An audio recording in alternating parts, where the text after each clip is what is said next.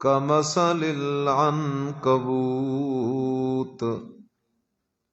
اتخذت بيتا وإن أوهن البيوت لبيت العنكبوت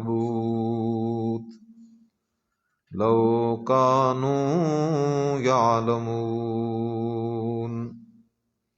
سبحان ربك رب العزة عما يصفون وسلام على المرسلين والحمد لله رب العالمين۔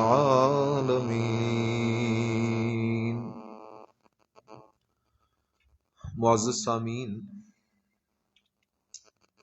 ہوتا وہی ہے جو منظور خدا ہو۔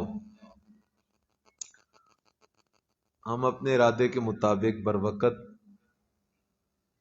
وہاں سے روانہ ہوئے، لیکن رستے میں رکاوٹیں بنتی گئیں، کچھ تاخیر ہو گئی۔ آپ نے قرآن کے لیے اتنی دیر انتظار کیا ہے، رب تعالی سے دعا ہے کہ رب تعالی آپ کو اس انتظار کا دنیا اور آخرت میں بدلہ نصیب فرمائے۔ ایک دن نبی اکرم سارے کہہ دو صلی اللہ علیہ وسلم، نماز کا وقت ہو گیا، صحابہ نماز کے لیے منتظر بیٹھے تھے۔ آپ علیہ الصلوۃ والسلام کے ساتھ کوئی بندہ بات کر رہا تھا، کوئی مسئلہ پوچھ رہا تھا، لیکن وہ بات لمبی ہوتی گئی۔ عشاء کی نماز تھی، وہ بات اتنی لمبی ہوئی کہ بعض صحابہ کو نیند آنے لگی، تو بعض صحابہ اپنی نماز پڑھ کے چلے گئے۔ کچھ نماز کے انتظار میں بیٹھے ہی رہے۔ آپ علیہ الصلوۃ والسلام وہاں سے فارغ ہوئے، تشریف لے کے آئے، آپ نے پھر نماز پڑھائی اور نماز کے بعد فرمایا، جتنی دیر تم نے نماز کا انتظار کیا ہے وہ وقت بھی اللہ کے ہاں یوں ہی لکھا گیا ہے جیسے کہ تم نماز پڑھ رہے تھے۔ مومن بندہ جب عبادت کے انتظار میں ہوتا ہے نا تو یہ ادا اللہ کو بڑی پسند ہوتی ہے۔ اور پھر قرآن سننے کا انتظار، ذالک بتوفیق اللہ، یہ اللہ ہی کی توفیق سے ہے۔ بہرحال قرآن مجید اللہ کی لاریب و بے عیب کتاب ہے۔ قرآن ہمیں کیا سمجھانا چاہتا ہے؟ کیونکہ اسی قرآن کے لیے آمنہ کے لال بے مثال محمد الرسول اللہ صلی اللہ علیہ وسلم نے مارے کھائیں۔ اسی قرآن کی وجہ سے میرے مدنی کریم صلی اللہ علیہ وسلم کو کسی نے جادوگر کہا، کسی نے دیوانہ کہا، کسی نے مجنون کہا۔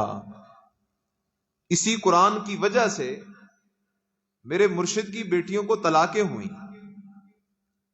اسی قرآن کی وجہ سے نبی کریم صلی اللہ علیہ وسلم کی اپنی قوم اور برادری آپ کی دشمن بن گئی۔ اسی قرآن کی وجہ سے حضرت کو رات کی تاریکی میں روتے ہوئے مکہ چھوڑنا پڑا۔ اسی قرآن کے لیے میرے بے مثال مرشد نے 23 دفعہ تلوار اٹھائی اور میدان عمل میں اترے۔ قرآن مجید کی یہ آیت آپ دیکھیں ذرا، سورہ یونس پارہ نمبر 11 آیت نمبر 15۔ بسم اللہ الرحمن الرحیم۔ وَإِذَا تُتْلَى عَلَيْهِمْ آيَاتُنَا بَيِّنَاتٍ، اللہ کہتا ہے لوگو سنو تو صحیح، مکے والوں کا میرے نبی سے جھگڑا ہے کس بات میں؟ سنو تو صحیح، جھگڑا قرآن میں ہے اور قرآن کے پیغام میں ہے۔ اللہ کیسے؟ فرمایا وَإِذَا تُتْلَى عَلَيْهِمْ آيَاتُنَا بَيِّنَاتٍ، جب مکے والوں کے سامنے قرآن کی واضح آیتیں پڑھ کے آمنہ کا لال سناتا تھا، آیات بینات، وہ آیتیں جو اللہ کی توحید کے مسئلے کو کھول کھول کے بیان کرتی ہیں۔ اللہ کہتا ہے میرا نبی جب قرآن کی وہ آیتیں انہیں پڑھ کے سناتا تھا جو اللہ کی توحید پہ دلالت کرتی ہیں، تو آگے سے مکے والے کیا کہتے ہیں؟ رب کا قرآن کہتا ہے قال الذین لا یرجون لقانا، آگے سے وہ لوگ بولتے جو قیامت کے منکر تھے یعنی کافر تھے، کہتے ائت بقرآن غیر ھذا او بدلہ، اے محمد مہربانی کر یہ قرآن واپس لے جا اور اس قرآن کی جگہ کوئی نیا قرآن لے آ، جس قرآن میں باقی تو سارے مسئلے ہوں، ہمیں سارے قبول ہیں، لیکن یہ جو قرآن تیرے پاس ہے یہ کسی کی روح رعایت نہیں رکھتا، کسی کا لحاظ نہیں کرتا۔ یہ صاف کہتا ہے لوگوں رب کے سوا جن جن کے دروں پہ تم ٹھوکریں کھاتے ہو، ما یملکون من قطمیر، کھجور کی گٹھلی اور ہڈی پر جو سفید پردہ ہوتا ہے وہ اس پردے کے مالک مختار بھی کوئی نہیں۔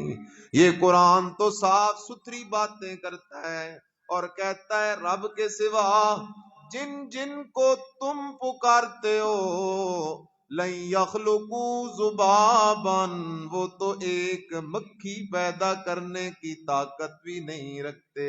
ارے مکھی پیدا کرنا تو دور کی بات ہے، وَإِن يَسْلُبْهُمُ الذُّبَابُ شَيْئًا لَا يَسْتَنقِذُوهُ مِنْهُ، اگر مکھی ان سے ان کی اجازت پرمیشن اور مرضی کے بغیر کوئی چیز چھین کے لے جائے تو یہ تو مکھی سے اپنی چیز بھی واپس نہیں کروا سکتے۔ تو یہ مسئلے نہ بیان کرنا، قرآن سے یہ آیتیں نکال دے۔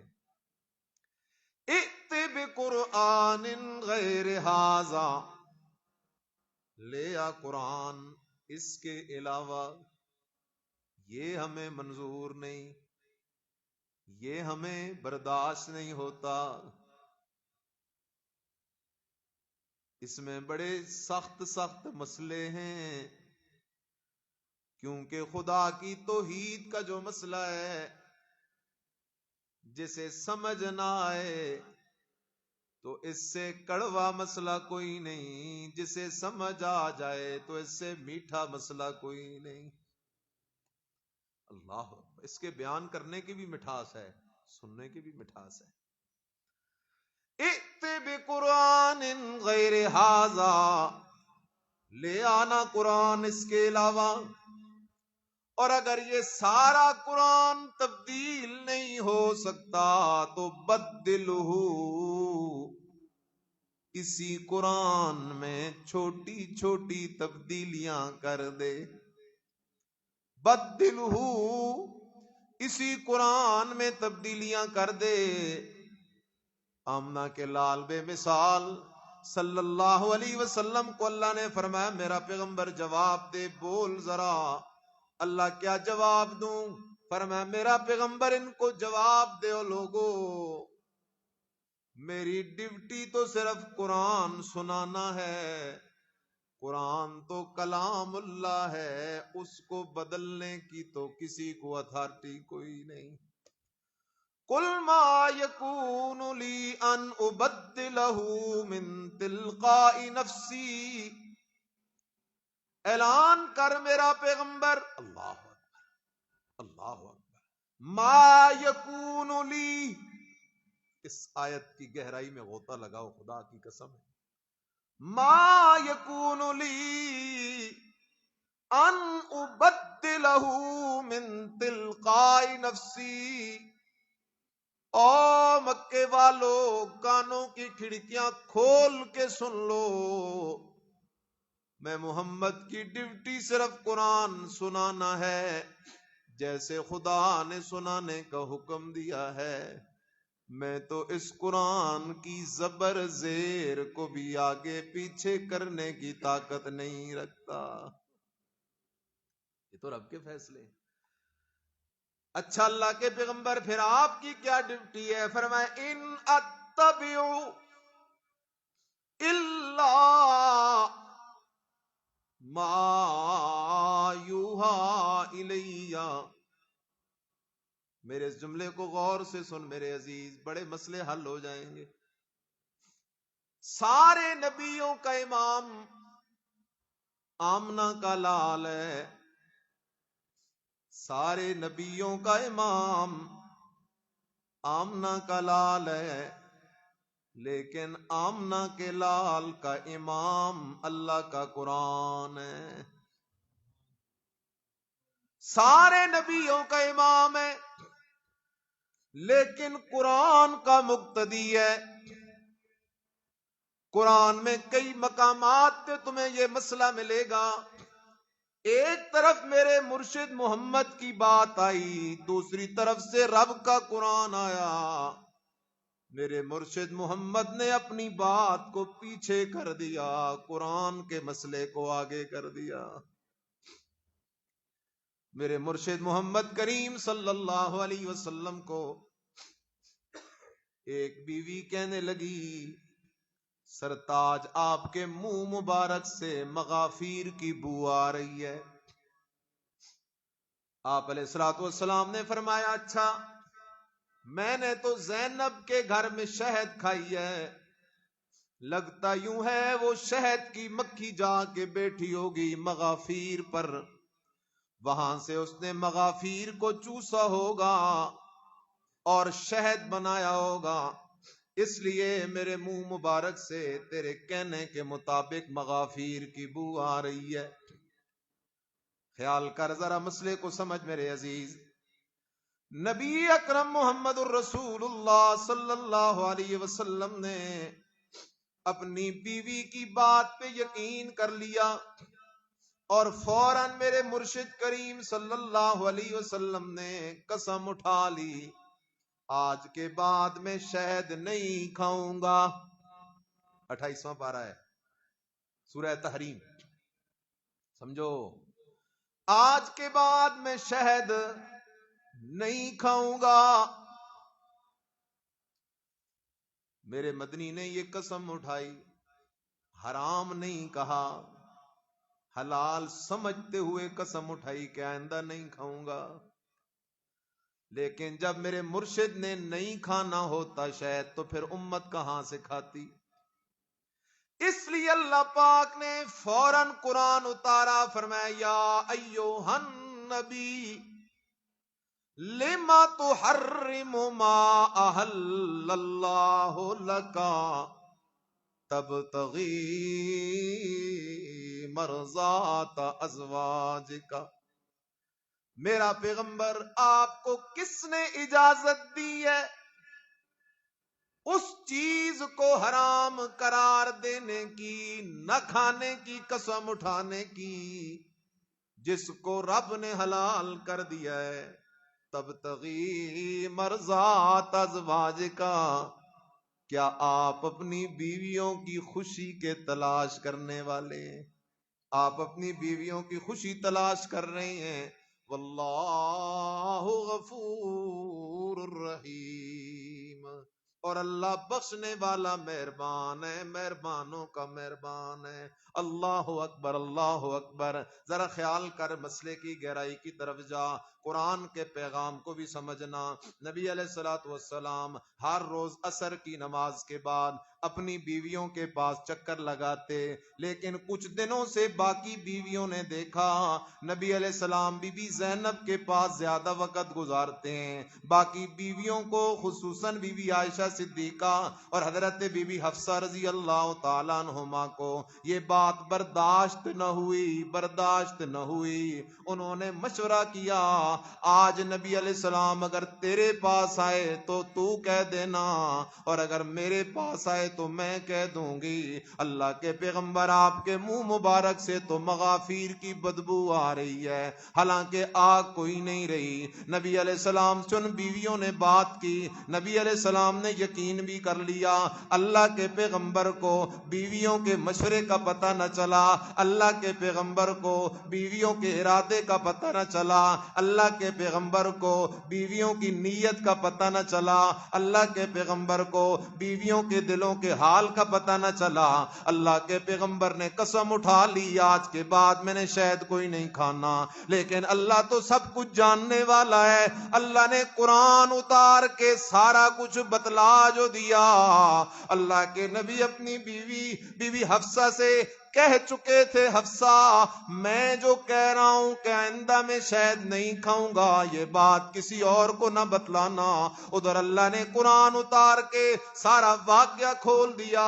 نبی کریم صلی اللہ علیہ وسلم اپنی بیوی حفصہ کو جب سارا واقعہ سناتے ہیں، آگے سے اماں حفصہ کہتی ہیں من انبا کا ھذا قال نبأنی العلیم الخبیر۔ بی بی حفصہ کہتی آقا کریم یہ مشورہ میرا اور عائشہ کا تھا، یا مجھے پتا ہے یا عائشہ کو پتا ہے یا اللہ کو پتا ہے، کیونکہ اللہ ہے عالم الغیب بھی ہے، اللہ حاضر و ناظر بھی ہے، علیم بذات صدور بھی ہے، علیم بجميع ما کان ما یکون بھی ہے۔ اس لیے اللہ کو تو سب کچھ پتا ہے، آپ کو کس نے بتا دیا؟ فرمایا نبأنی العلیم الخبیر، مجھے بھی میرے رب نے بتلا دیا ہے، جو سب کچھ جاننے والا ہے، ہر بات کی خبر رکھنے والا ہے۔ میرے نبی کی بیویوں کا کیا عقیدہ ہے؟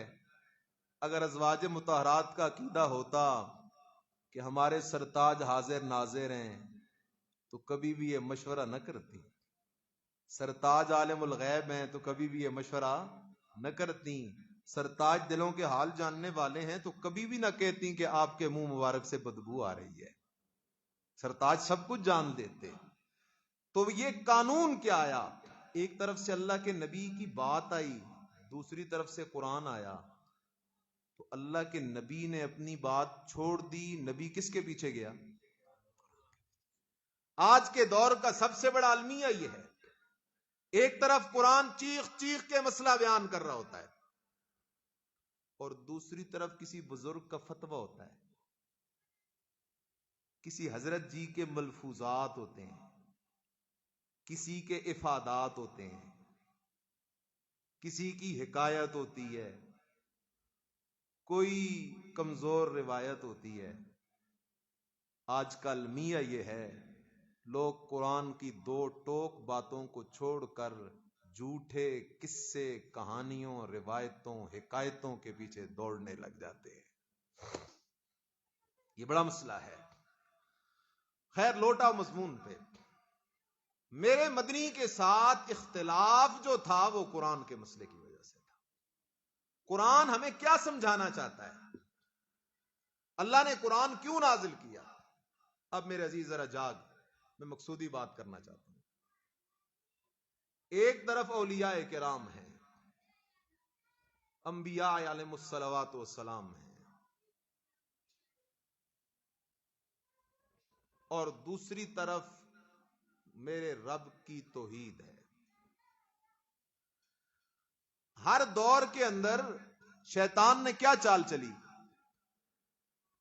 اولیاء اور انبیاء کے ساتھ عشق کے نام پر لوگوں سے شرک کرواتا رہا۔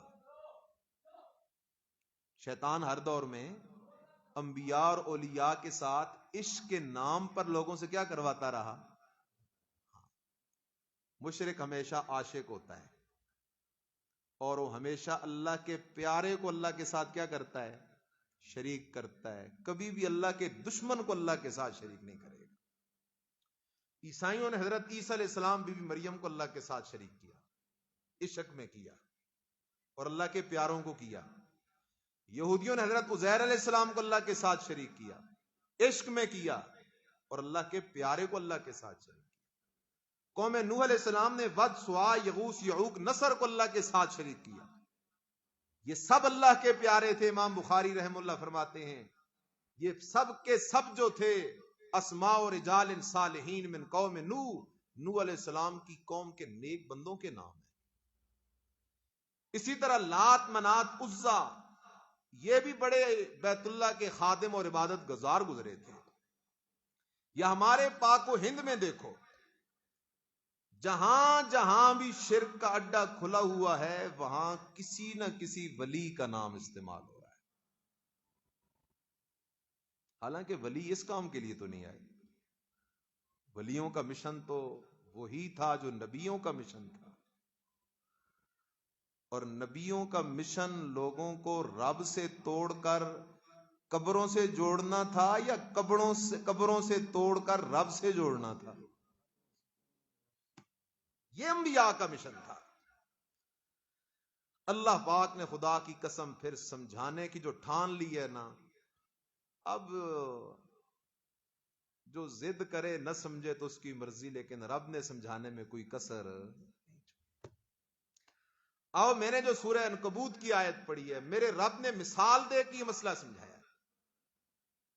فرمایا میرے بندو، ولیوں کو ولی سمجھو، نبیوں کو نبی سمجھو، اور مجھے وحدہ لا شریک سمجھو. اللہ کیسے؟ فرمایا آؤ میرے سوا جن جن کو تم پوجتے ہو تمہیں مثال سے سمجھا دیتا ہوں، وہ تمہارے کخ نفع نقصان کے مالک. اللہ مثال دے ذرا ہمیں. اللہ نے مثال بھی کیا عجیب دی. فرمایا مثل الذین اتخذوا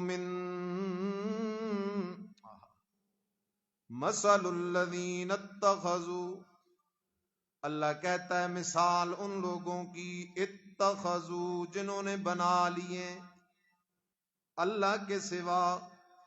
مثل الذین اتخذوا مثال ان لوگوں کی جنہوں نے بنا لیے اللہ کے سوا اولیاء کار ساز. اللہ کہتا ہے او میرے بندو، میرے سوا تم نے جس جس کو اپنا کار ساز بنا لیا ہے. کار کا معنی کام، ساز کا معنی بنانے والا. میں اللہ کے سوا جن جن کے بارے میں تم نے یہ عقیدہ بنا لیا ہے یہ ہمارے کام بنانے والے ہیں، بگڑی بنانے والے ہیں، کھوٹی قسمتیں کھری کرنے والے ہیں، یہ ہمارے بہت سارے کام خود کر لیتے ہیں، جو کر نہ سکے وہ اللہ سے زوری زوری کروا لیتے ہیں. اللہ ساڈی سندا کوئی نہیں تے انہاں دی موڑدا کوئی نہیں، یہ ہمارے ہیلے وسیلے ہیں. اللہ کہتا ہے میرے سوا جن جن کو تم نے اپنا کارساز بنا لیا ہے، آؤ میں اللہ توحید کے باب میں تمہیں ان کی حقیقت بتلانے لگا ہوں. ولایت کے باب میں ان کا بڑا مقام ہے، نبوت کے باب میں ان کا بڑا مقام ہے، لیکن معبود ہونے کے اعتبار سے، مسجود ہونے کے اعتبار سے، حاجت روا ہونے کے اعتبار سے، مشکل کشا ہونے کے اعتبار سے، داتا دستگیر ہونے کے اعتبار سے، نافع و زار ہونے کے اعتبار سے ان کی حیثیت صفر ہے. اس لیے کہ یہ سارے مقام صرف اور صرف کس کے لیے؟ اللہ کہتا ہے مثل الذین اتخذوا من دون اللہ اولیاء کمثل العنکبوت اتخذت بیتا وان اوہن البیوت لبیت العنکبوت. تابوت. اللہ کہتا ہے جو شرک کا بیمار ہے اس کی مثال مکڑی والی ہے, اور جو اس کا معبود ہے جس کو یہ اپنا حاجت روا مشکل کشا سمجھ رہا ہے, میں اللہ کا در چھوڑ کے جس کے در پہ یہ جا کے کھڑا ہے کہہ رہا ہے بابا گن گڑے دی روڑی تے دے پتران دی جوڑی, گن ککڑ تے دے پتر, میرا در چھوڑ کے جس جس کے در پہ یہ جا کے کھڑا ہے, جاننے والے کی مثال مکڑی والی ہے جس در پہ گیا کھڑا ہے, میرے ساتھ جس ہستی کو شریک کر رہا ہے, میرے علاوہ جس سے حاجتیں مانگ رہا ہے, میرے علاوہ جس کو مشکل کشا حاجت روا سمجھ رہا ہے, میرے علاوہ جس کو گنج بخش سمجھ رہا ہے, میرے علاوہ جس سے حاجتیں مانگ رہا ہے, اللہ کہتا ہے ان کی مثال ایسے ہے جیسے مکڑی کا جالا ہوتا ہے. مکڑی کا کیا ہوتا ہے؟ جالا ہوتا ہے. اللہ سمجھا تو صحیح نا, اللہ سمجھا تو صحیح نا, ذرا توجہ کرو بڑا فائدہ ہوگا. پہلی بات, جس طرح کروڑوں کی کوٹھی بنی ہو, مکڑی اس کوٹھی میں رہنا پسند نہیں کرتی. اگر چاہے تو اسی کوٹھی کے اندر ادھر بیٹھے ادھر آئے ادھر جائے, لیکن مکڑی اتنی بڑی کوٹھی کو چھوڑ کر ایک جالا علیحدہ بناتی ہے. اسی طرح شرک کا بیمار بھی رب کو چھوڑ کر, موت سے پاک خدا کو چھوڑ کر, قدیر علیم سمیع بصیر خدا کو چھوڑ کر انہیں معبود بناتا ہے, انہیں معبود بناتا ہے جن کی حیثیت رب کے مقابلے میں ایسے ہی ہے جیسے کوٹھی کے مقابلے میں مکڑی کا جالا ہے.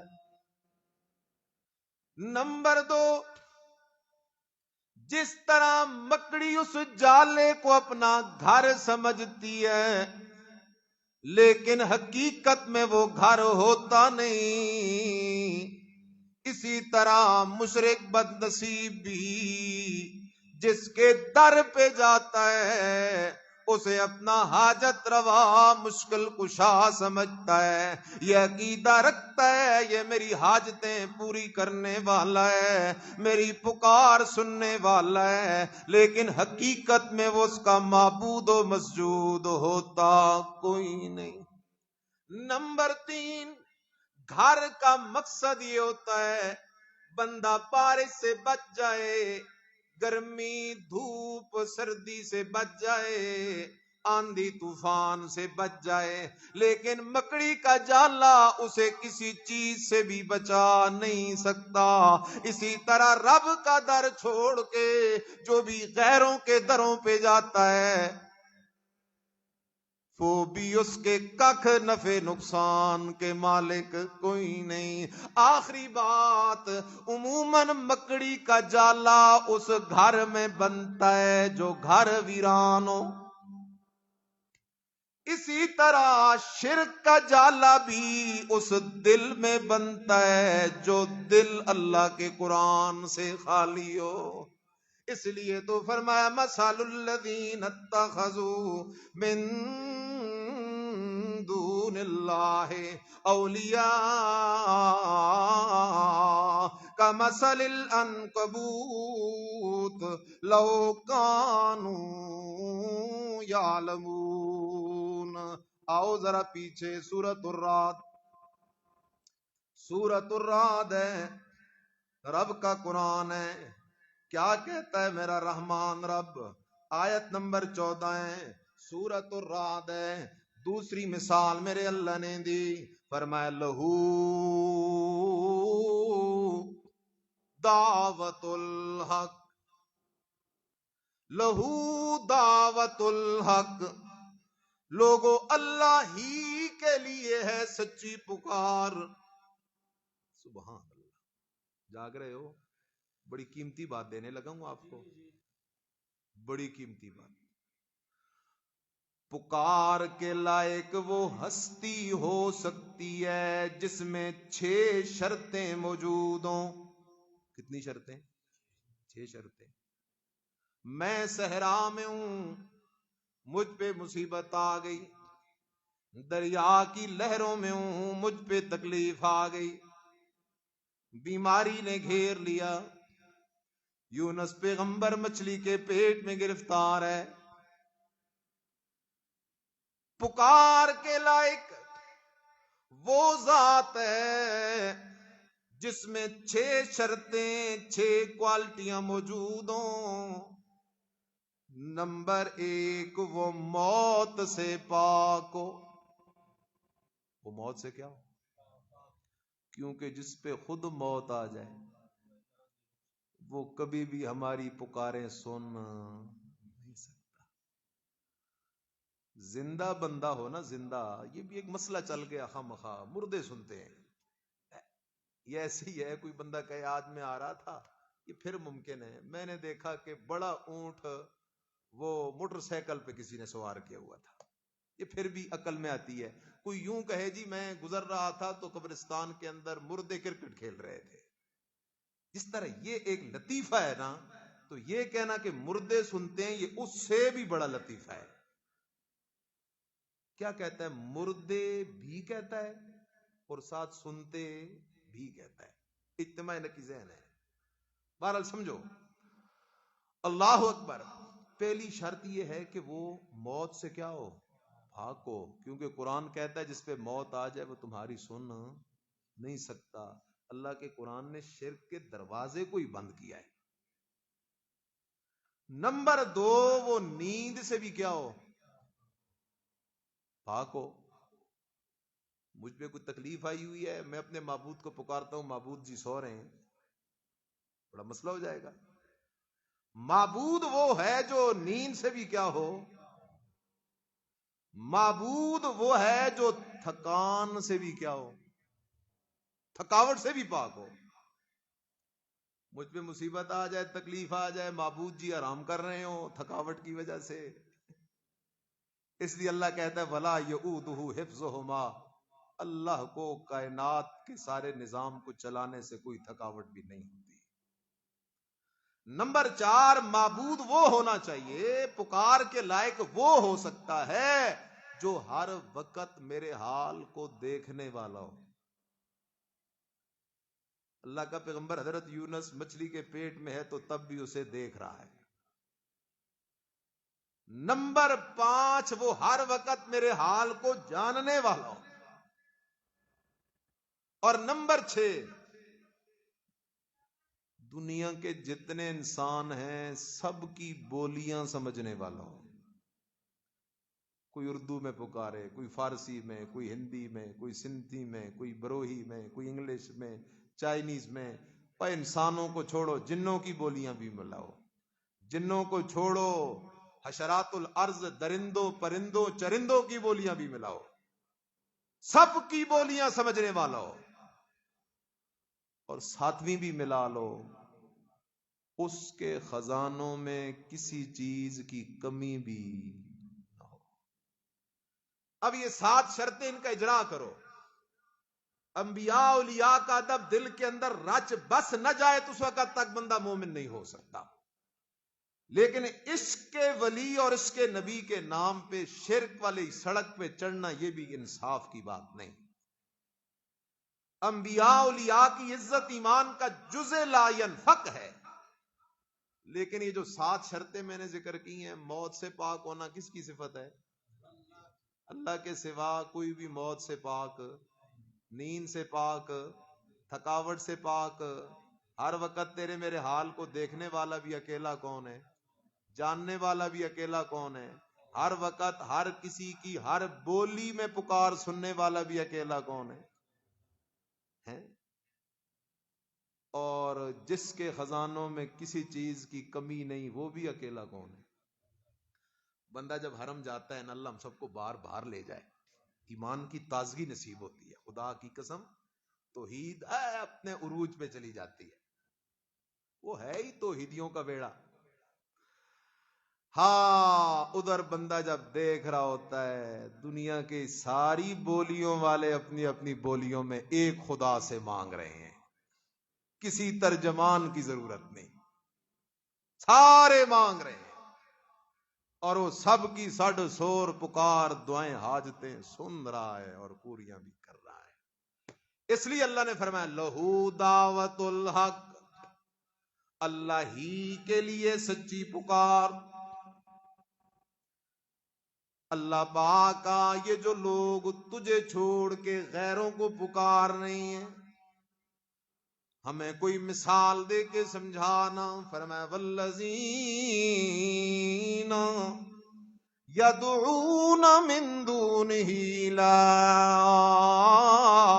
یستجیبون لہم بشیء الا کباسط کفیہ الی الماء لیبلغ فاہ وما هو ببالغہ وما دعاء الکافرین الا فی ضلال۔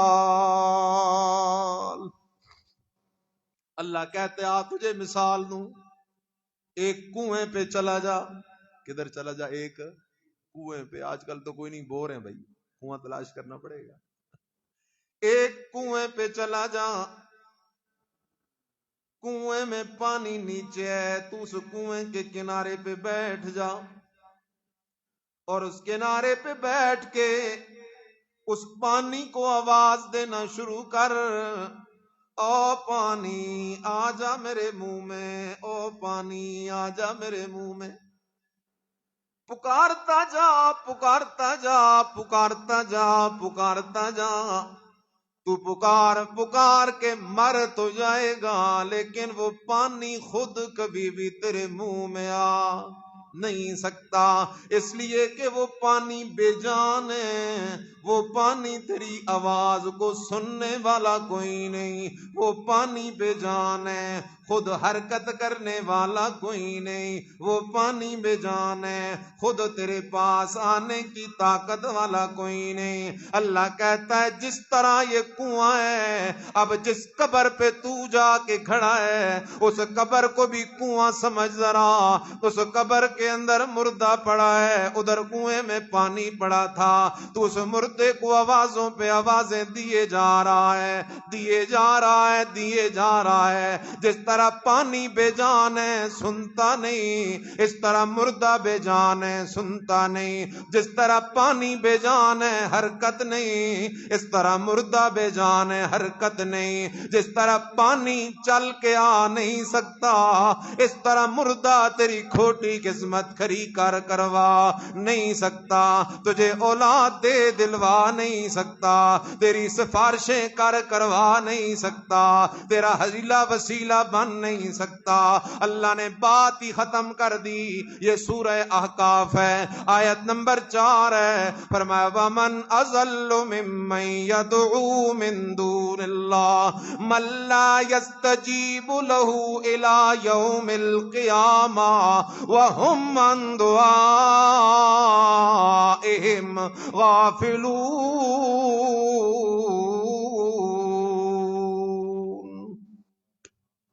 واہ میرے اللہ، خدا کی قسم اللہ نے کوئی کسر نہیں چھوڑی۔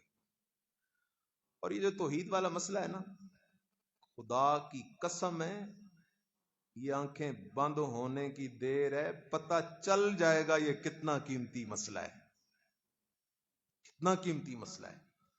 بڑی ذمہ داری سے بات کرنے لگا ہوں۔ ایک بندہ کروڑ حج کرے، کروڑ سال باتیں کرے، جب تک عقیدے میں رائی کے دانے برابر شرک موجود ہے، خدا کی قسم جنت کی ہوا بھی نہیں پا سکتا۔ یہ کوئی عام مسئلہ ہے؟ اور چلو جنت کی ہوا سے بعض لوگ یہ سمجھتے ہیں کہ شاید گیٹ تک چلے جائیں گے، جنت کی خوشبو نہیں پا سکتا۔ اور حدیث میں آتا ہے جنت کی خوشبو اتنے دور تک آئے گی نا جتنا سفر بندہ 40 سال میں کرے، 40 سال میں جتنا سفر کرے گا اتنے دور تک جنت کی کیا آئے گی؟ خوشبو۔ تو گویا کہ وہاں تک بھی نہیں جا سکتا یہ۔ اس لیے خیال کر، بڑی بنیاد ہے، بڑی بنیاد ہے یہ۔ اللہ چل یہ قبروں والے اللہ نہیں سنتے ہوں گے، لیکن ہمارے لوگ کہتے ہیں جمعرات کی شام کو سن لیتے ہیں، یا بعض کہتے ہیں جمعے کی صبح صبح جاؤ نا، اور کئی علاقوں میں تو اللہ حفاظت فرمائے بڑا ظلم ہے۔ میرے والد صاحب فوت ہو چکے ہیں، اللہ ان کی بخشش فرمائے، آپ کے بھی کئی ایسے ہیں جن کے والدین فوت ہو چکے ہیں۔ اگر میرے والد یا آپ کے والد یا کسی بزرگ کی قبر پہ کوئی جا کے ڈھول بارے، ڈھول بجائے، تو برداشت کرو گے؟ اس کی ٹانگیں توڑو گے نہیں توڑو گے؟ تو ہمارے ملک کے اندر عشق اولیاء کے نام پہ ولیوں کی قبروں پہ ڈھول نہیں بج رہے؟ کیا ولیوں نے یہ سکھایا تھا؟ وہاں ہر الٹا سیدھا دھندا نہیں ہو رہا، کیا ولیوں نے یہ سکھایا تھا؟ وہاں قسم قسم کے نشے نہیں ہو رہے، کیا ولیوں نے یہ سکھایا تھا؟ خدا کی قسم ہے، اس سے بڑا ظلم اور کیا ہو سکتا ہے؟ جن اولیاء نے زندگی قرآن اور نماز کے ساتھ گزار دی، آج انہی کی قبروں کو شرک کا اڈے بنا کے رکھ دیا گیا، ظلم ہے۔ ہاں، اللہ جمعرات کی شام یا جمعے کی صبح شاید سن لے۔ اللہ کہتا ہے چلو میرے بندہ، میں تجھے فتویٰ دینے لگا ہوں۔ اللہ کیا فتویٰ ہے تیرا؟ فرمایا ومن اضل، اس سے بڑا گمراہ کون ہے؟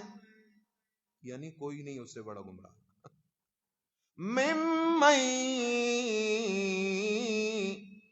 یدعو من دون اللہ، جو مجھے چھوڑ کے کسی اور کو مصیبت میں آوازیں دیتا ہے، مجھے چھوڑ کے کسی اور کو پکارتا ہے، اس سے بڑا ظالم کون ہے؟ من لا یستجیب لہ الی یوم القیامہ، مجھے چھوڑ کے انہیں پکارتا ہے، اگر تو جا کے ان کی قبروں پہ دھرنا دے کے بیٹھ جائے اور میں اللہ تیری زندگی کی ڈور کو قیامت کی صبح تک لمبا کر دوں، اور تو قیامت کی صبح تک ان کی قبر پہ بیٹھ کے ان کو پکارتا رہے، سڑ مارتا رہے، دہائیاں دیتا رہے، میں اللہ تجھے کہتا ہوں قیامت تو آ جائے گی لیکن وہ تیری پکار نہیں سنیں گے۔ اللہ کیوں نہیں سنیں گے؟ فرمایا اس لیے کہ وہم عن دعائہم غافلون،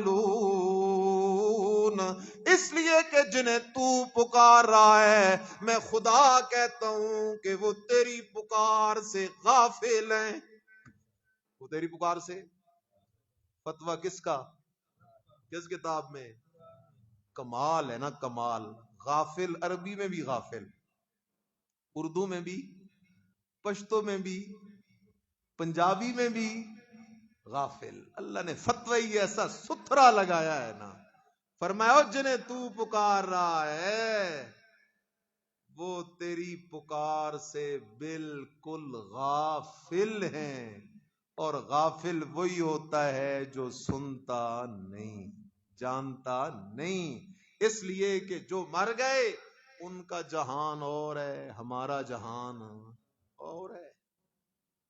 بھائی من ورائہم برزخ الی یوم یبعثون، ہمارے اور ان کے درمیان اللہ نے پردے لگا دیے ہیں، ان پردوں سے ہماری بات ادھر نہیں جا سکتی اور ان کی بات ادھر نہیں آ سکتی۔ ہاں لیکن یہ فقیر کھڑا ہے، یہ کہتا ہے نا جی حضرت جی کو پتا چل جاتا ہے قبر پہ چڑی آ کے بیٹھی ہے یا چڑا آ کے بیٹھا ہے، سر مار رہا ہے مرید بھی، کیونکہ قرآن سے جو دور ہے بد نصیب۔ اگر تو قرآن کے قریب آتا تجھے قرآن مسئلہ سمجھا دیتا، بڑے مزے سے تجھے قرآن مسئلہ سمجھا دیتا کہ پردوں کی اوٹ کے پیچھے کے حالات کو جاننے والی ذات ہے تو صرف اور صرف کس کی ذات ہے؟ اللہ ہی کی ذات ہے۔ تو یہ قرآن کا دعویٰ ہے، قرآن کا مضمون ہے۔ اللہ نے قرآن مجید میں یہی بات پھیر پھیر پھیر پھیر کے سمجھائی ہے عشق کر اولیاء سے، محبت کر انبیاء سے، ادب کر اہل علم کا، اہل عبادت کا، اہل تقوی کا، ادب کر ہر مومن کا، لیکن میرے ساتھ کسی کو شریک نہ کرنا۔ آخری جملہ ہے، قیامت کا دن ہوگا، فیصلے ہو جائیں گے، جنتی جنت میں چلے جائیں گے اور جہنمی جہنم میں چلے جائیں گے۔ اللہ ہم سب کو اپنے فضل سے جہنم سے بچائے، ساڑھے پلے ککھ نہیں۔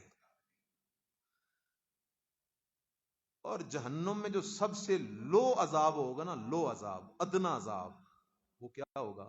سب سے ہلکا، کہ وہ لوگ ٹخنوں تک آگ میں کھڑے ہوں گے،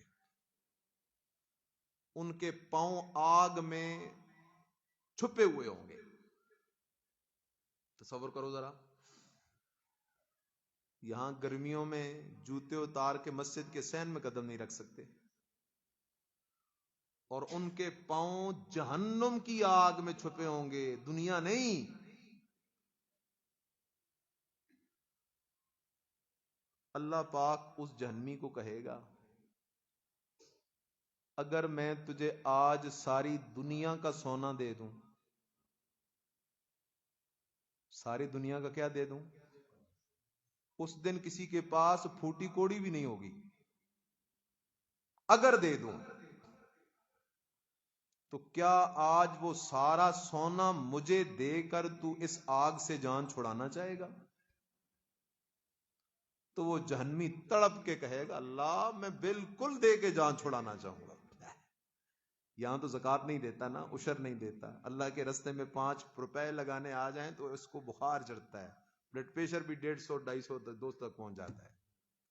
لیکن وہاں کہے گا، اللہ میں سب کچھ دینا چاہتا ہوں، اس جہنم سے میری جان چھڑا۔ اللہ آگے سے کہے گا، آج تو ساری دنیا کا سونا دینے کو تیار ہے، دنیا میں خدا نے تجھ سے ایک چھوٹی سی چیز مانگی تھی، اگر وہ چیز تو اپنے ساتھ لے کے آ جاتا تو آج جہنم میں نہ پڑا ہوتا۔ جاگ رہے ہو؟ اب وہ چھوٹی سی چیز ہمیں پتہ چل جائے تو حاصل کرنی چاہیے یا نہیں؟ کیونکہ وہ چیز جنت کی کنجی ہے۔ وہ کہے گا، اللہ وہ کون سی چیز تھی؟ اللہ کہے گا، میں نے تجھے کہا نہیں تھا کہ اللہ تشرک بھی شیئا، میرے ساتھ کسی کو شریک کر کے نہ آنا؟ تجھے میں نے کہا نہیں تھا کہ میرے ساتھ کسی کو شریک بنا کے نہ آنا میرے پاس؟ فابیتا، تجھے سنانے والے قرآن سناتے رہے، تجھے سنانے والے نبیوں کے واقعات سناتے رہے، تیرے سامنے روتے رہے، چیختے رہے،